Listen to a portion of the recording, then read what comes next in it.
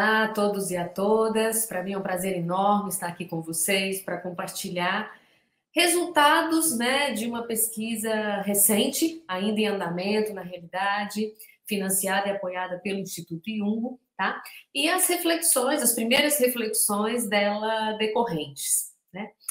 Bom, o título da pesquisa e da temática para a gente discutir que eu trago aqui para vocês hoje é sobre os sonhos, os desejos e os projetos de vida dos professores brasileiros. O fato é que há mais de 15 anos eu venho estudando, investigando, desenvolvendo projetos de pesquisa e de intervenção em escolas públicas e privadas sobre projetos de vida dos estudantes, né, dos jovens. Depois trabalhei também com projetos de vida de adultos, de idosos, enfim, né? O fato é que nesses últimos 15 anos, trilhando caminhos entre a psicologia e educação e aproximando-me muito de algumas teorias no campo da psicologia positiva, bem como também, né, com o trabalho de implementação desse novo componente curricular, né, que a gente chama de projeto de vida, eu fui tomando consciência, assim, de que nada adianta sermos professores altamente capacitados intelectualmente, né, de várias maneiras, para implementar o projeto de vida na escola, se nós não conseguirmos atuar eticamente, nos responsabilizando por nós mesmos, pelos estudantes, pelo nosso local de trabalho, pelo nosso campo profissional, né? Enfim, se nós não construirmos aquilo que a gente vem chamando de projeto de vida éticos, projeto de vida com sentido ético, né? E o que a gente está chamando de projeto de vida com sentido ético? A gente está chamando, né, aproximando de as teorias também recentes, a gente está chamando daqueles projetos que estão pautados, né, na excelência, na ética e no engajamento. No caso da profissão docente, a gente entende que a dimensão da excelência, ela se dá quando ela implica, né, está de fato atualizado no que há de mais avançado nos vários campos de conhecimento dos professores, né? Isso parece existir um razoável consenso nesse sentido. No que tange ao princípio ético, nós podemos entender que valorar no exercício da profissão algumas virtudes faz jus a esse princípio ético. Por exemplo, a questão da honestidade, a questão do rigor, a questão da justiça, o princípio de cuidado com os nossos estudantes e conosco mesmo, a dimensão da responsabilidade do trabalho docente, a dimensão do respeito para com o outro, para os seus pares, para com os alunos, etc, etc. Tá? Então, a gente também entende que um projeto de vida docente com sentido ético, né, contempla não só a dimensão da excelência, mas também a dimensão da ética. E, finalmente, o gostar de ser professor, né? A autorrealização que a gente tem no trabalho, o bem-estar que um trabalho que nos dá prazer proporciona, tá? Então, se a gente entender que esse bem-estar articulado com um projeto de vida que assume, de fato, a educação como central, né, constitui aquilo que a gente almeja, né, que a gente vem nomeando do bom professor, tá? Então, os dados que eu vou apresentar aqui da pesquisa, bem como algumas reflexões, nos remetem à ideia de quem é o bom professor, tá? Por outro lado, a gente sabe, né, que como, quando a gente fala da profissão docente, parece pairar um mal-estar, né? Um mal-estar docente entre boa parte daqueles que atuam nesse campo, né? Se isso é fato, e se a gente foi vendo, né, eu fui vendo ao longo desses 15 anos, de que para a gente fazer de fato um trabalho relevante para implementar o projeto de vida na escola, a gente tem que olhar para o projeto de vida do docente.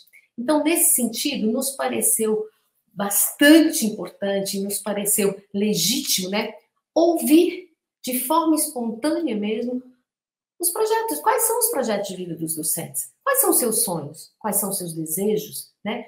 Entendendo que essa é uma condição fundamental para a construção, de fato, de uma educação de excelência, pautada na responsabilidade e no engajamento de toda a comunidade escolar. Ora, vocês podem me perguntar, por que falar de sonhos? Por que falar de desejos? Né? E aqui eu abro um parênteses para dizer que a gente entende que o projeto de vida, ele nasce do sonho, ele nasce do desejo. Então, a gente costuma dizer que os sonhos, os desejos, as ilusões, né, fazem parte da antessala do projeto de vida. Ora, no senso comum, a gente diz que ninguém vive de ilusões, pois é preciso admitir que também ninguém vive sem elas.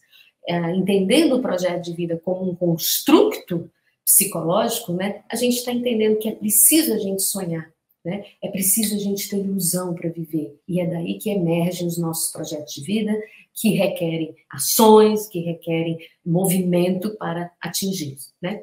Pois bem, nesse sentido, a gente entende que o projeto de vida diz respeito à escolha que eu faço na minha vida, tá? Então, a pergunta que norteia a construção do projeto de vida é a seguinte: de que modo eu quero, de que modo eu escolho viver? E daí a íntima relação com a moralidade humana, tá? Então, a essência da moralidade é como eu quero viver. E os projetos de vida nos conduzem a essas escolhas, tá?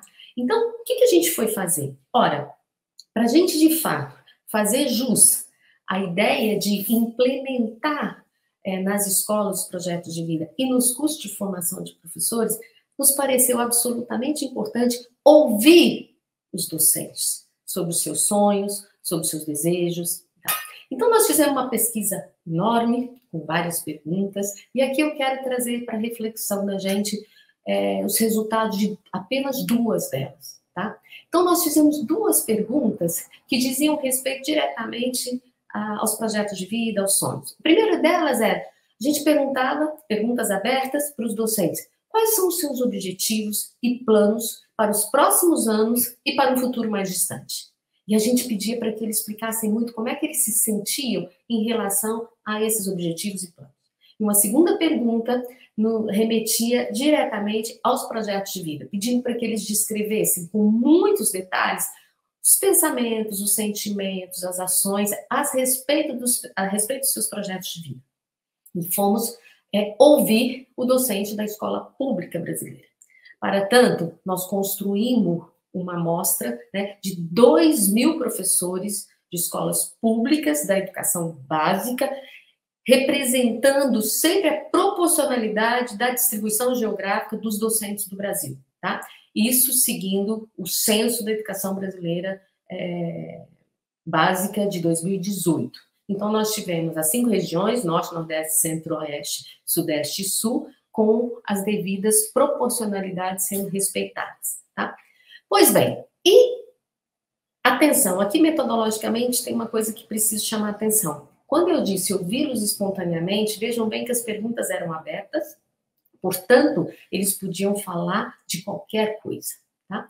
Então, eu vou trazer para vocês algumas narrativas, tal como eles nos trouxeram, para a gente pensar um pouco, né? Se de fato esse mal-estar docente, né, de onde ele vem, tá? Para a gente tentar entender isso. Então, eu trouxe alguns exemplos. O primeiro, uma narrativa que parece ilustrar muito o desânimo de um docente. Vale lembrar que esses dados foram coletados em 2020, portanto, a gente estava vivendo intensamente o início da pandemia, né, que até agora eu não acho que ela tenha acabado, mas foi um momento muito difícil, continua sendo, mas quero marcar aqui bem o início da pandemia. Vamos lá. Uma docente respondeu o seguinte: eu amo trabalhar meio período, porém, eu tenho outra formação que pode me possibilitar isso.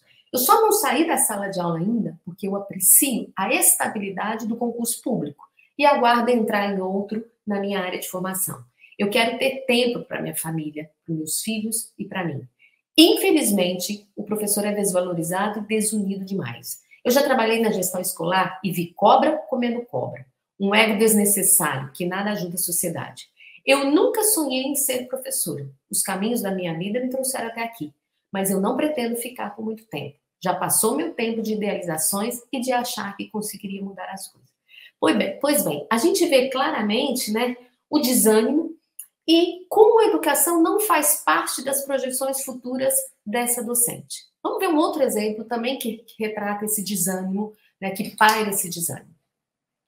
Esse docente diz: eu quero me aposentar. É o que eu pretendo, assim que puder, para preservar a minha saúde física e emocional. Meu projeto de vida é ter tempo para viver, não ser consumida pelo trabalho nos finais de semana e que meu período de férias seja respeitado.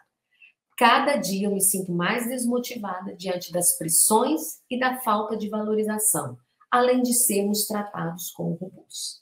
Então, vejam, gente, eu trouxe dois exemplos que ilustram muito, né, a forma como a educação não está no centro, né, das projeções futuras, dos sonhos, das ilusões. Vamos ver outros exemplos, tá? O avesso dessa narrativa, né, carregada de um desânimo, de uma falta de alternativa mesmo de atuação profissional, a gente também encontrou outras dimensões importantes que retratam o compromisso do docente com a educação. Vejamos esse exemplo. Nos próximos anos, eu pretendo continuar na sala de aula, desenvolvendo projetos e lecionando. Hoje, eu penso em fazer isso pelo máximo de tempo que eu puder e me for permitido. Planos de conseguir um cargo efetivo e sair da instabilidade dos contratos temporários. Eu quero continuar sempre fazendo novas formações e me dedicar cada vez mais à profissão. Meu projeto de vida está diretamente ligado à carreira da docência, como principal fonte de alegria. Vejam só, gente, a dimensão dos sentimentos. É prazeroso e que me proporciona continuar aprendendo, estudando. É uma paixão. É paixão, é alegria, né? Então, a dimensão dos sentimentos está muito contemplada. O próximo passo é conseguir uma certa estabilidade profissional que me permita investir e construir porto seguro e de cuidado para os demais aspectos da vida, tá? Vejamos um outro exemplo que também traz esse forte compromisso do profissional com a área de educação. Eu quero passar em um outro concurso e eu quero continuar atuando na profissão, tendo condições para comprar materiais para as aulas. Eu desejo ganhar dinheiro para ajudar a minha escola. Vejam que aqui parece que há um descrédito, né, no Estado. Então, assim, eu desejo ganhar dinheiro para ajudar a minha escola, para não dependermos de vereadores ou prefeitos para fazer algum evento. Nem temos que tirar do pouco que os professores ganham ou fazer bingos e rifas para os pais comprarem. Eu desejo, enfim, que a escola tenha tudo e não falte tudo, né? Então, vejam só, gente, eu selecionei 4 excertos de 2000, né, que ilustram, né, duas posições muito diferentes, né? Esses dois docentes que trazem o compromisso como central, eles também falam de sentimentos positivos, tá?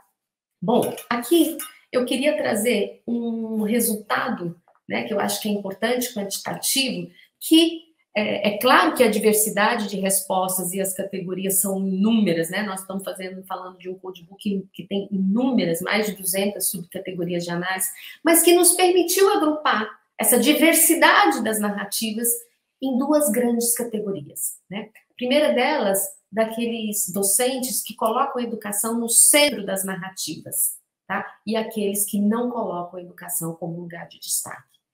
Para nossa boa surpresa, a gente tem a grande maioria dos docentes, né, que trazem, a grande maioria dos docentes trazem um discurso nos quais a educação ocupa um lugar central em seus projetos de vida, né? Em seus relatos, esses docentes expressam, né, nas suas projeções futuras, que pretendem seguir atuando como docentes, que pretendem se desenvolver, que pretendem impactar, que têm compromisso com a comunidade, que querem promover mudanças qualitativas na educação pública, enfim. Se nós estamos falando de 83%, o número exato é 1.669 docentes dos 2.000 trazem esse compromisso com a educação pública brasileira, né? Isso é um resultado bastante importante e promissor para as futuras gerações. O avesso disso, nós temos 17% que trazem esse desânimo, que vislumbram se aposentar, que vislumbram deixar o lugar de docente, né? Então, eu acho que a gente tem aqui coisas bastante importantes. Desses 1.669, atenção, pessoal, eu quero mostrar um outro dado Então, vejam, tem 83%. Esses 83%, a gente foi analisá-los cuidadosamente e achamos 3 subgrupos que também nos dizem muitas coisas, tá?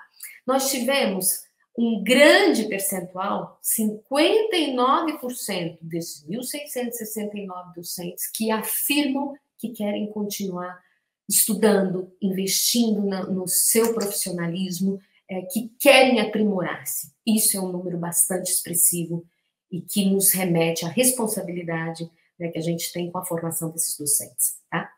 Nós temos 30% deles que trazem no seu discurso um desejo muito forte e um compromisso com a formação dos estudantes e da comunidade.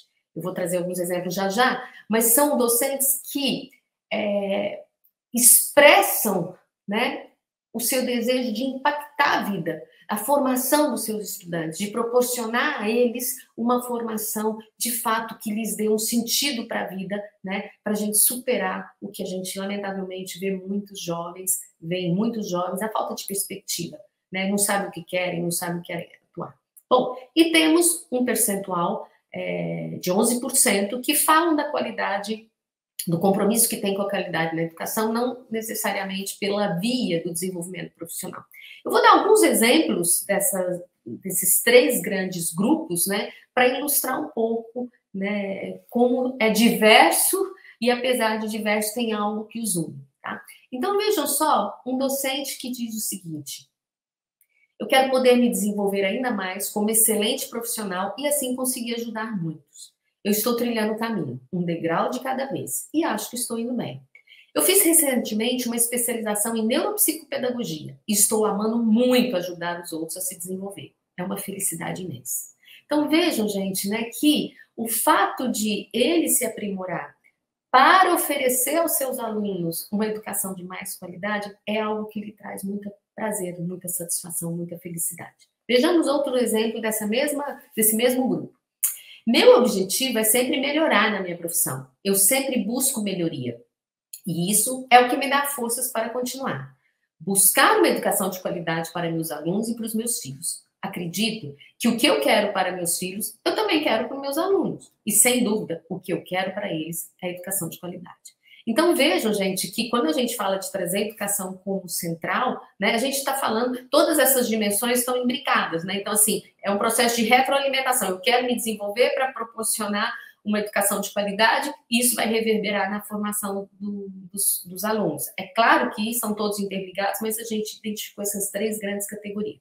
Vejamos agora 2 exemplos, né, de docentes que explicitam o seu compromisso com a vida dos estudantes e da comunidade. Então, a gente tem uma docente que diz o seguinte: meu objetivo e plano é servir a nova geração, acrescentar em suas vidas experiências e potencial.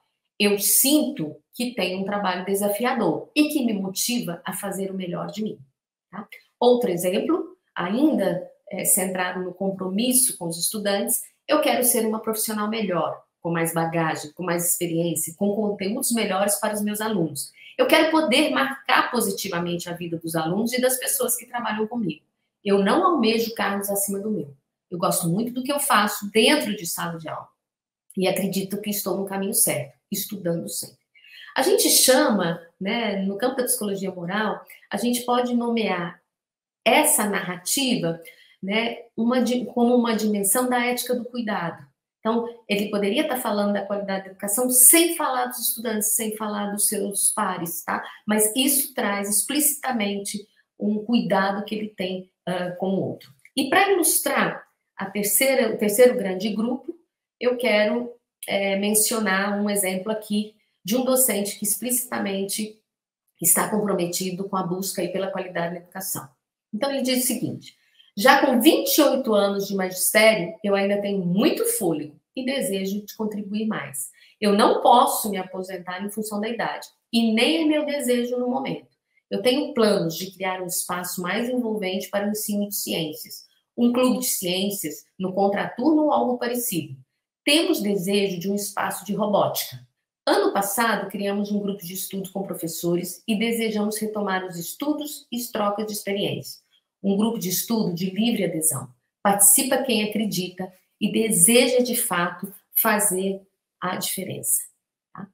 Bom, a gente viu aqui, né, e é um resultado bastante expressivo, que vai desmistificar aquela ideia de que o docente não tem compromisso, né, que muitas vezes é um discurso que é muito injusto. A gente tem a grande maioria dos nossos docentes envolvidos e que espontaneamente afirmam que querem continuar no seu papel de educadores, né? E isso é muito importante, porque se nós queremos, de fato, fazer jus a uma educação de qualidade, uma educação inclusiva, a gente tem que ter pessoas que estão, de fato, engajadas nesse projeto.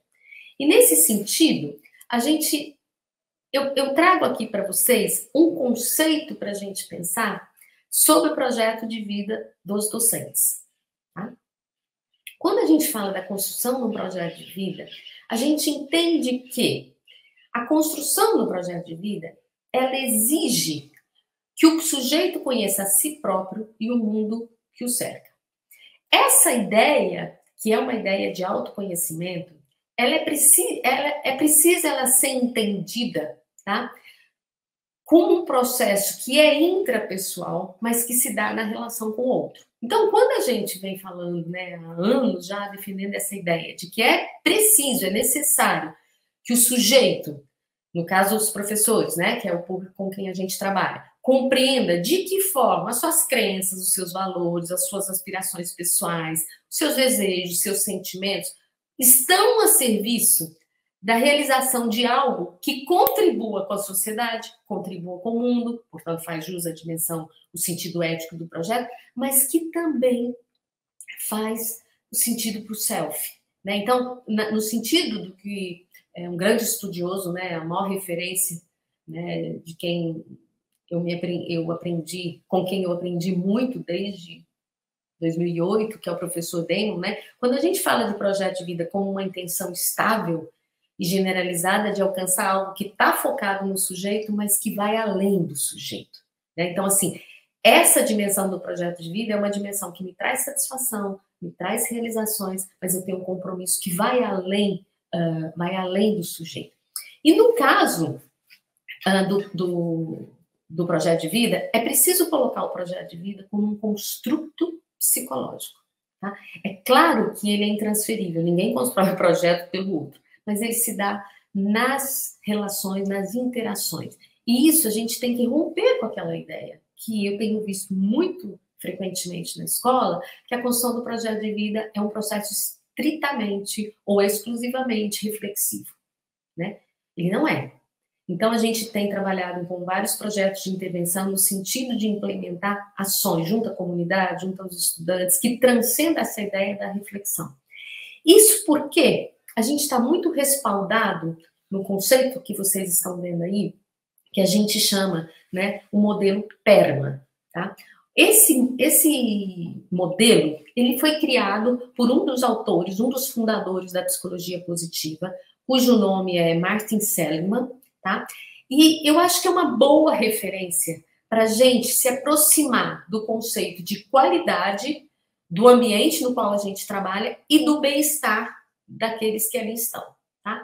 Então, para vocês entenderem rapidamente, PERMA é um acrônico de 5 elementos, né, que quando trabalhados, o Seligman vai defender que eles levam ao bem-estar e à satisfação. Ora, se a gente está buscando essa satisfação docente, esse bem-estar docente, que vai reverberar necessariamente no trabalho, porque à medida em que eu construo esse bem-estar, que está vinculado ao meu projeto de vida, né, eu tenho uma ação que me dá mais resultados, né, é claro que esse é o caminho, a meu ver, né, que a gente acredita para a melhoria da escola pública brasileira. Então, eu vou falar rapidamente, né, desse construto que o Seligman defende. Eu já fiz a tradução aqui para o português, né? Mas o P, ele remete à ideia de emoções positivas, positive emotions, né, em inglês. E essa ideia do Seligman, para mim, ela é muito cara, que é a ideia de que, para gerar um bem-estar, nós precisamos de emoções positivas em nossas vidas. E quando eu estou falando de emoções positivas, eu estou me remetendo à paz, à satisfação, ao prazer, ao amor, à gratidão. Vejam que nas narrativas que eu coloquei para vocês anteriormente, são sentimentos que aparecem muito lá. Olha, eu estou muito satisfeita, me fico alegre, eu tenho responsabilidade, ou seja, tem um retorno positivo, né? E que eu acho que faz jus a essa dimensão do PERMA, né? No sentido de emoções positivas. O E aqui, vejam que o E vem do engagement em português, né? Que em inglês, desculpa, que em português a gente pode falar do engajamento, né? É claro que a pessoa engajada, ela desempenha muito melhor as suas atividades, né? E quando a gente está falando de engajamento, a gente está falando da dimensão mais pessoal do projeto de vida, tá? Que é a ideia de que eu vou investir energia, eu vou me dedicar, né? Então, existe uma força motivadora muito forte nessa dimensão do engagement, do engajamento, tá? Uma outra dimensão do PERMA, que também me parece muito importante para a gente pensar os projetos de vida dos docentes, diz respeito aos relacionamentos positivos, né? Relationships em inglês, que é a ideia de que o Seligman menciona muito, né? Que é um fator de satisfação no trabalho. A relação aluno-professor, professor-professor, professor-diretor, ou seja, as relações interpessoais presentes na instituição escolar, ela é super importante para alimentar projetos de vida com sentido ético e para trazer esse bem-estar.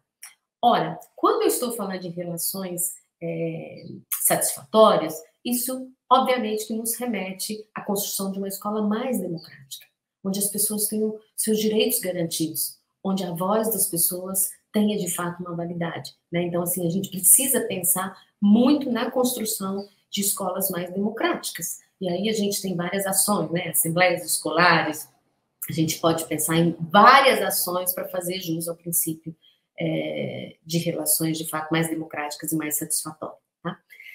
Outra dimensão que é bastante relevante para os projetos de vida, né, e para o bem-estar é a dimensão do mínimo, né, como um sentido da vida. Né? Que, na realidade, quando a gente fala desse mínimo, desse significado, a gente está buscando uma conexão entre o nosso projeto de vida e o nosso dia a dia no trabalho.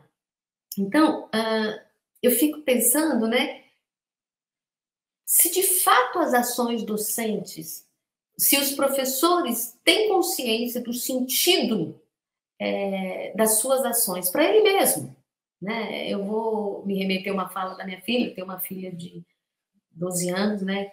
E outro dia, essa semana, espontaneamente, ela falou assim para mim: mãe, eu tenho a impressão que aquela professora, ela é complexada. E eu disse assim, por quê? Porque eu acho que ela não queria ser professora, enfim, né, de uma matéria. Eu acho que ela queria ser professora de outra matéria, né? E eu perguntei assim, por que você acha isso? Ela falou assim, porque ela só fala de outra coisa. Ou seja, aquela matéria que ela tem que dar, ela realmente não gosta. Né? Então, vejam só que na fala da criança, isso é perceptível.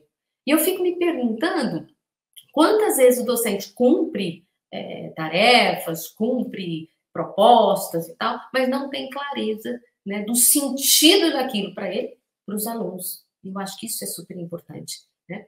E, finalmente, o A aqui, né, que a gente fala da realização pessoal. Né? E aqui, a ideia dessa realização pessoal é a ideia de que as metas, os objetivos dos professores permita, né, de fato, um alto índice de realização, e isso porque é o processo, de novo, da retroalimentação. Né? Ao se sentir realizado, isso traz condições de trabalho com mais autonomia, com mais eficácia. E a autonomia e eficácia vai alimentando essa dimensão da realização, que é super importante. Né? Então, só para sintetizar esse conceito de PERMA, eu queria trazer, de novo, sintetizando, para buscar esse bem-estar e essa felicidade. na profissão docente, em todas, né? Mas o nosso recorte aqui é a profissão docente, só para sintetizar, sentir-se bem, sentir-se engajado em suas atividades, ver um sentido naquilo que ele faz, ter bons relacionamentos interpessoais e realizar-se pessoalmente. Vejam só, gente, que todas essas dimensões, né, parece nos dizer, parece nos sinalizar a importância, né, de que as políticas públicas assumam uma perspectiva mais humanizada. Né? E eu acho que é justamente essa lacuna que a gente vive no que diz respeito à formação de professores. Né? Essa lacuna, para mim, ela está exatamente na falta de políticas públicas mais humanizadas, adaptadas à realidade local, que foquem mesmo no desenvolvimento profissional docente na sua dimensão pessoal, na sua dimensão social e na sua dimensão profissional. Né? Isso porque me parece um equívoco, né, priorizarmos a elaboração de políticas públicas impositivas, desumanizadas no sentido de que se apresentam apenas em estatísticas e que são cobrados os docentes de forma homogênea nos testes e avaliações. Ora, eu acho que o caminho está justamente em apoiar jovens professores, né, no sentido de partir da sua história de vida. A ideia é que, a partir da história de vida dos sujeitos, dos professores, a gente consiga promover o seu autoconhecimento, o conhecimento do seu contexto e o engajamento, de fato, em ações significativas. Né? E eu acho que é o único caminho, né, para que a educação aí para a construção de projetos de vida, eu acho que ela eleva. Nesse caminho, eu acho que trabalhar os projetos de vida dos docentes eleva a educação em valores a um patamar não apenas do discurso, mas de fato de ações significativas. E vejam que os docentes estão nos dizendo que eles querem se aprimorar para dar conta de construir essas ações significativas. Isso está presente o tempo inteiro no discurso da grande maioria dos professores da escola pública brasileira. Né? E ao tomar lugar na escola, enquanto espaço público e coletivo, que eu acho que isso permite a construção de projetos coletivos de ação política, naquele sentido que Hannah Arendt nos chamava, né, de exercício de fato democrático, na ação coletiva entre iguais. Ora, os professores estão nos pedindo formação de professores mais humanizadas, que coloquem os seus desejos, os seus sonhos, as suas convicções, as suas crenças, os seus valores, os seus princípios no meio, no centro do processo. Se nós queremos promover essa formação em valores para os estudantes, nós precisamos também oferecer esse mesmo tipo de formação para os docentes. Muito obrigada.